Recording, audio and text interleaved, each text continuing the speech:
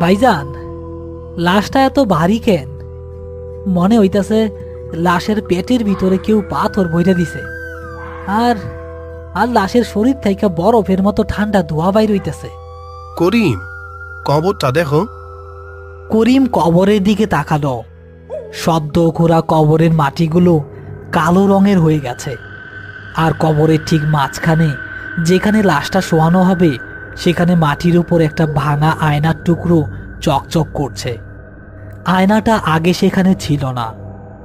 এই আয়না এলো কই থেকে? জব্বার ভাই, আপনি কবর পরিষ্কার করেন নাই? আমি কসম কাইটা কইতাছি করিম, আমি নিজের হাতে পরিষ্কার করছি, তখন কিচ্ছু আসিল না। ভাইজান, আয়নাটার দিকে তাকান।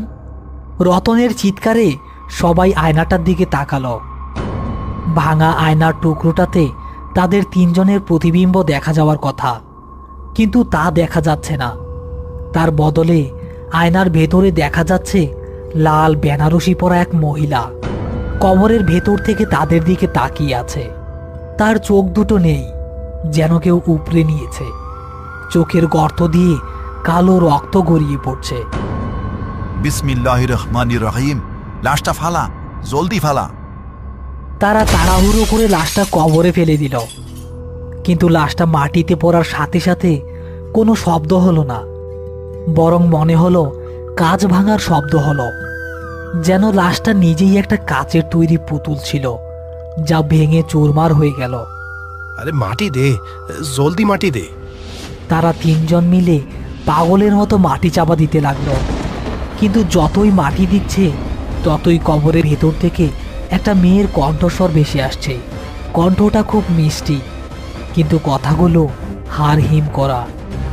আমার রূপ দেখবি না ওরে রতন, আমার আয়নাটা কই, আমার মুখটা একটু দেখ।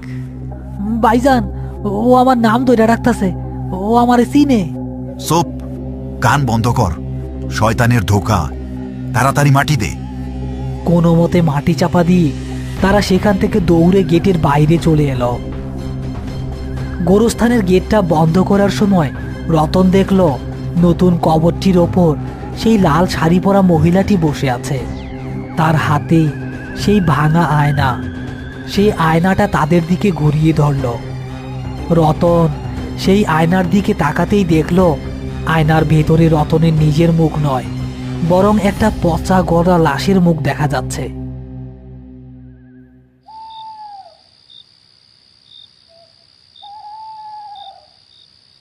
রতন, পানি খা, ভয় পাইস না। লাশ তো দাফন কই যাইছি, খেলা শেষ। না ভাইজান, খেলা শেষ হয় নাই। আপনি খেয়াল করেন নাই লাশের গলার কাছে একটা লকেট আছিল? লকেটের ভিতর একটা ছোট আয়না বসানো। হ, দেখছি, পুরান পিনের জিনিস। জমিদার বাড়ির ধ্বংসস্তূপ থাইকা উদ্ধার হইছে লাশটা। হয়তো ওই বাড়ির এই কোনো বৌজির লাশ। ভাইজান, আমার আমার প্যান্টের পকেটে কিছু একটা ভারী ভারী ঠেকতাছে। রতন ভয়ে ভয়ে তার প্যান্টের পকেটে হাত দিল। পকেট থেকে সে বের করে আনলো একটা ছোট্ট গোল আয়না। সেই একই আয়না যেটা সে লাশের গলায় দেখেছিল। রতন, এইটা এইটা তুই নিয়ে আইসস? লাশের লকেটটাও চুরি করছস? বিশ্বাস করেন ভাইজান, আমি নেই নাই। আমি জানি না এটা এটা কেমনে আমার পকেটে আইলো। আমি তো লাশের কাছেও যাই নাই ভালো কইরা। দে, ওইটা আমার কাছে দে। করিম আয়নাটা নেয়ার জন্য হাত বাড়ালো, কিন্তু রতন আয়নাটা দিতে পারছে না। তার হাতটা যেন অবশ হয়ে গেছে। সে এক দৃষ্টিতে আয়নার দিকে তাকিয়ে আছে। ভাইজান,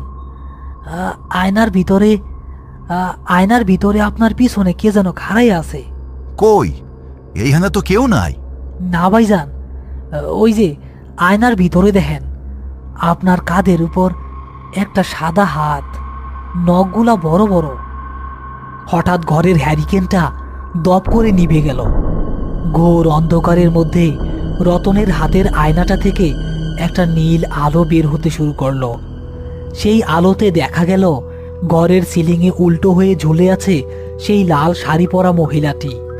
তার লম্বা চুলগুলো নিচে ঝুলে রতনের মুখ স্পর্শ করছে। মহিলাটি ফিসফিস করে বলল, চোর, আমার রূপের চোর, আমার আয়না ফিরায় দে, নইলে তোর চোখ দুইটা আমি নিয়া যামো। রতন, আয়নাটা ফালা, জানালা দিয়া বাইরে ফালা। করিম আর এক মুহূর্ত দেরি না করে রতনের হাত থেকে সেই অভিশপ্ত আয়নাটা কেড়ে নিল। আয়নাটা হাতে নেওয়ার সাথে সাথেই তার হাত বরফের মতো ঠান্ডা হয়ে গেল। সে তার শরীরের সমস্ত শক্তি দিয়ে আয়নাটা জানালার বাইরে ছুঁড়ে মারল। ঝনঝন একটা শব্দে আয়নাটা বাড়ির উঠানে গিয়ে পড়ল। সাথে সাথেই ঘরের ছাদ থেকে সেই প্রেতাত্মাটা অদৃশ্য হয়ে গেল।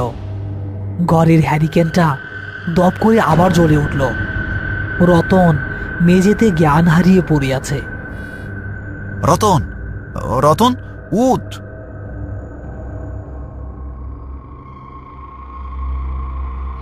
ভাইজান, ভাইজান, ও আমার ছাড়বো না, ও আমার ছাড়বো না, ও আমার চোখ চায়। চুপ কর, আয়নাটা আমি ফালাইয়া দিছি, কিন্তু বিপদ কাটে নাই। এই আয়না সাধারণ আয়না না, এর পিছনে কোনো বড় ইতিহাস আছে। লাশটা যেহেতু জমিদার বাড়ির ধ্বংসস্তূপ থাইকা পাওয়া গেছে, আমাকে ওইখানেই যাইতে হইব।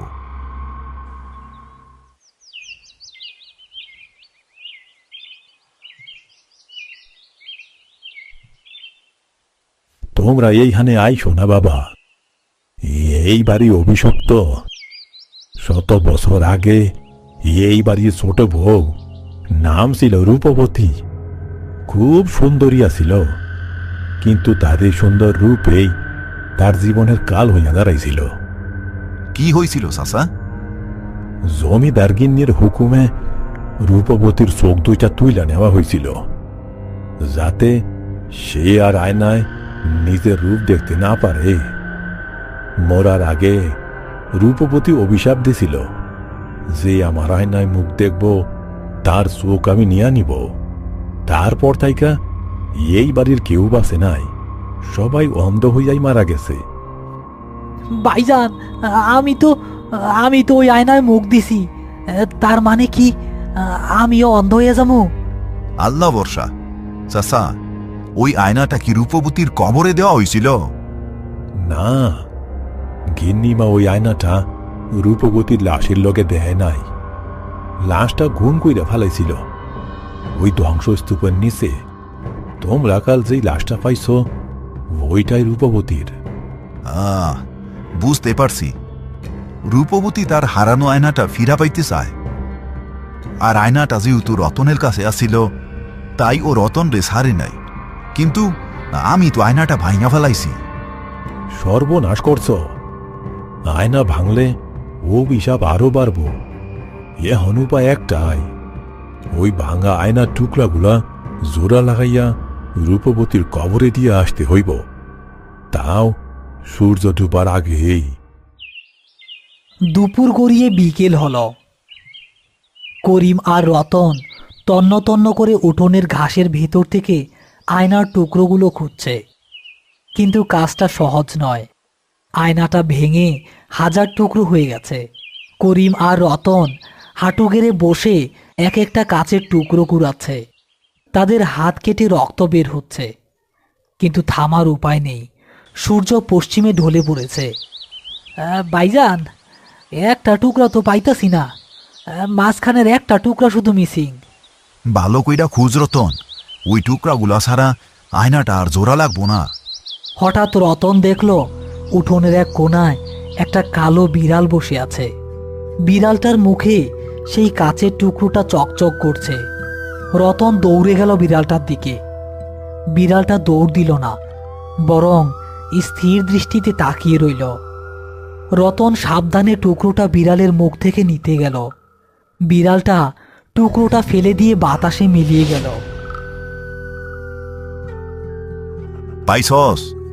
হ ভাইজান, কিন্তু এই বিড়ালটা তো স্বাভাবিক ছিল না। চিন্তা করিস না, আয় আঠা দিয়া জোড়া লাগাই জলদি। সূর্য প্রায় ডুবু ডুবু, লাল আভা ছড়িয়ে পড়েছে আকাশে। করিম আর রতন কবরের পাশে দাঁড়িয়ে আছে, তাদের হাতে সেই জোড়া লাগানো আয়না। তারা কবরটা খুঁড়ছে না। বৃদ্ধ লোকটি বলেছিল আয়নাটা কবরের উপর রাখলেই হবে। করিম আয়নাটা সাবধানে কবরের মাটির উপর রাখল। আয়নাটা রাখা মাত্রই গোরস্থানের পরিবেশ বদলে গেল। প্রচণ্ড বাতাস শুরু হলো। কবরের মাটি কাঁপতে লাগলো। রতন, দোয়া পর, জোরে জয়ী পর। কবরের ভেতর থেকে সেই লাল শাড়ি পরা রূপবতী ছায়ামূর্তি হয়ে উঠে এলো। তার চোখের জায়গায় দুটো কালো গর্ত। সে ধীরে ধীরে আয়নার দিকে তাকালো। জোড়া লাগানো আয়নাটায় তার মুখটা ভেসে উঠল, কিন্তু এবার আর ভয়ঙ্কর নয়। আয়নায় দেখা গেল তার সেই পুরনো অপরূপ সুন্দর মুখ। তার চোখ দুটো ফিরে এসেছে। রূপবতী আয়নাটা হাতে তুলে নিল। তারপর করিম আর রতনের দিকে তাকিয়ে এক অদ্ভুত মায়াবী হাসি দিল। আমার রূপ ফিরা পাইছি, আর কারোর চোখের দরকার নেই। রতন, তুই ভালো থাকিস, ভালো থাকিস রতন। কথাগুলো বাতাসে মিলিয়ে যাওয়ার সাথে সাথেই ছায়ামূর্তিটি ধোঁয়ার মতো কবরের ভেতরে ঢুকে গেল। আয়নাটাও তার সাথে সাথে মাটির নিচে অদৃশ্য হয়ে গেল। বাতাস থেমে গিয়েছে। গোরস্থান আবার শান্ত। ভাইজান, আমার চোখ। কি হইছে রতন? দেখতে পাইতাছস না? না ভাইজান, সবকিছু কেমন ঝাপসা লাগতাছে। ভয় পাইস না রতন, তোরে চোখে ডাক্তার দেখামো, কিন্তু তখন আমাদের যান বাঁচানো ফরজ ছিল। রতন এখন চোখে চশমা পরে। তার দৃষ্টিশক্তি কিছুটা কমে গেছে, কিন্তু সে অন্ধ হয়নি।